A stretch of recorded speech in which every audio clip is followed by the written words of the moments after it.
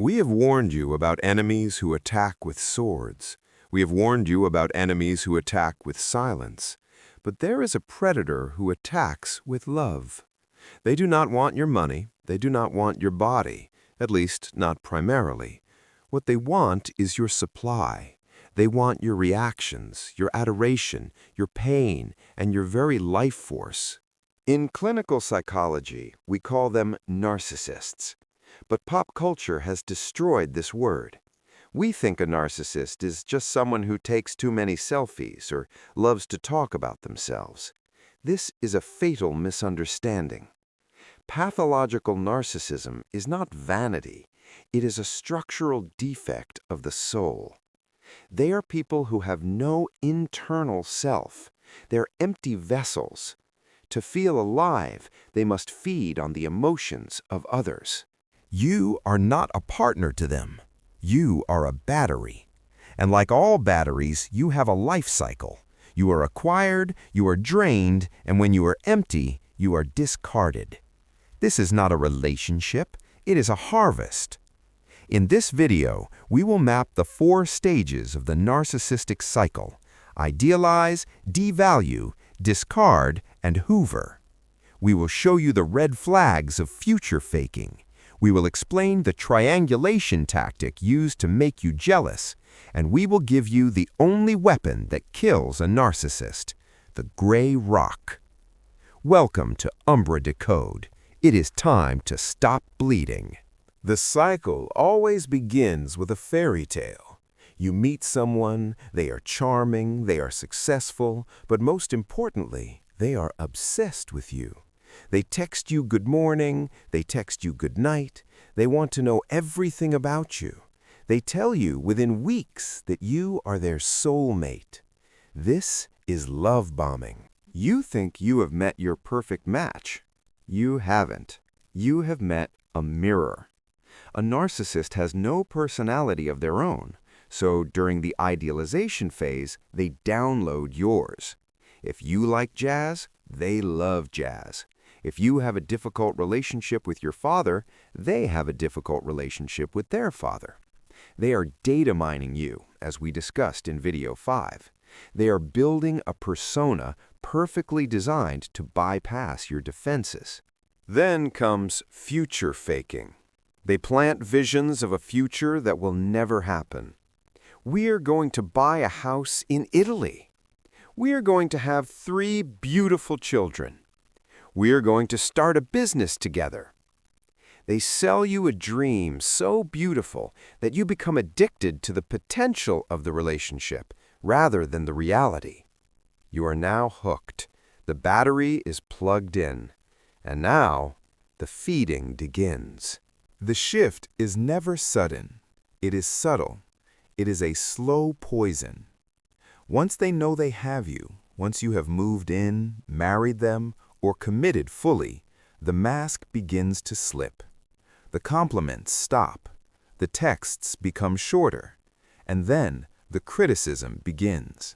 It starts with negging, subtle put-downs disguised as jokes. You're so sensitive. Are you really wearing that? I love how you don't care about what people think of your weight. If you get upset, they gaslight you. I was just kidding. You have no sense of humor. Then they introduce triangulation. They bring a third person into the dynamic to make you jealous and insecure. My ex never complained about this. My coworker Sarah is so funny, you should meet her. They manufacture a competition. They want you to fight for their attention. When you see them flirting with the waiter or texting their ex, you panic. You try harder to please them. This gives them narcissistic supply. Your jealousy proves that they are a god. Why do you stay? Because of intermittent reinforcement.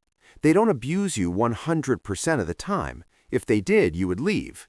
They abuse you 80% of the time, but 20% of the time, the soulmate returns. They buy you a gift, they have an amazing night of intimacy, they apologize with tears in their eyes. You think, the person I love is still in there. I just need to love them enough to bring them back. You are chasing a ghost. Eventually, the battery runs dry. You are exhausted, you're anxious, you're depressed. You no longer give them the high-quality supply they need. You have become boring to them because you are broken. So they prepare the discard. The cruelty of the discard is calculated. They will often dump you on a birthday, a holiday, or the day of a funeral. They want to maximize your pain because your pain is their final meal. And they will not just leave, they will have a new supply ready to go. Often, it is the very person they told you not to worry about. They will immediately post their new soulmate all over social media. They will take them to the same restaurants. They will use the same future-faking scripts. This is designed to make you think, I was the problem. Look how happy they are now. I was the broken one. This is the final gaslight. They are not happy. They're just feeding on a fresh battery. The cycle has restarted, but the ending will be the same. You think it's over. You grieve, you start to heal, you rebuild your life. And then, 6 months later, or 6 years later, the phone rings. Hey, stranger, I was just thinking about you. I made a mistake. This is the Hoover. Named after the vacuum cleaner, they are trying to suck you back into the cycle. Why? Do they love you? No. Usually their new supply has run dry or discarded them. They are hungry. They need a quick snack. And they know you are a reliable source. They will say whatever you need to hear. They will promise they have changed. They will say they went to therapy. If you answer, even just to scream at them, they win. Because to a narcissist, hate is just as good as love. It is attention. It confirms they still own real estate in your mind. The only way to win is to be a ghost. How do you escape a predator who knows all your buttons? You become unfood. You become a gray rock. If you must interact with them because of children or work, you become as boring as a gray rock. Give one-word answers, show no emotion, share no personal details. Narcissist, you look terrible today. You, okay. Narcissist, I'm taking the kids to Disneyland without you.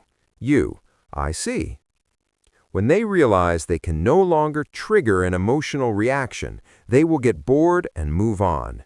You are starving them out. If you can, you go no contact. This is nuclear. Block the number, block the email, block the flying monkeys, the mutual friends who take their side. Do not look at their social media. Every time you check their profile, you are breaking the seal on your own healing.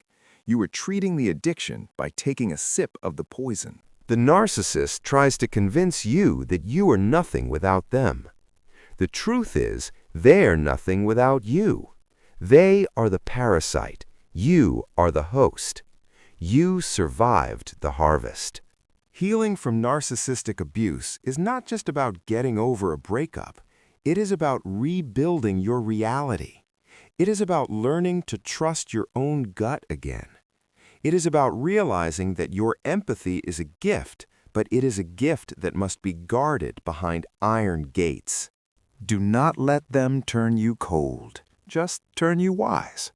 Subscribe to Umbra Decode. Protect your light.